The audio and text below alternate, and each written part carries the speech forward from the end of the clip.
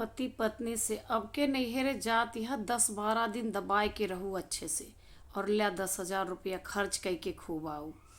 कहीं ठीक है।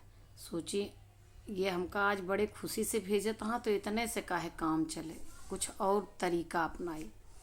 गई नैहरे हुआ से फ़ोन करके रोब शुरू कर दी। कहीं का होएगा क्यों कुछ कह दिस, कहीं कुछ ना, हम जौन पैसा दे रहे हैं वहीं सूट के नीचे धइ के चली आए और यहाँ हमारे पास 1 रुपया नाना के मिठाई तक खरीद के लेके चली जाए। कहीं तो तू रोए कौन बात है, लाओ तो का हम गूगल पे कर दी थी, फ़ोन पे कर दी थी। कहीं हाँ तुरंत करा, तुरंत वह 12,000 रुपया भेज दें 10 के बजाय कि रोवत थी बेचारी। और जाए के सूट के नीचे देखें, कहीं ये वाला हम ले लेते हैं, गए देखे तो हुआ 1 रुपया ना है।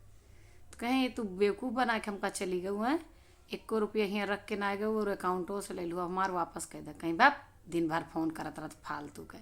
अब हम यहाँ एंजॉय करे आए ही तो जितना तू दे रहा उतने में थोड़ा इंजॉय का मतलब इंजॉय होता। तो यह तरह से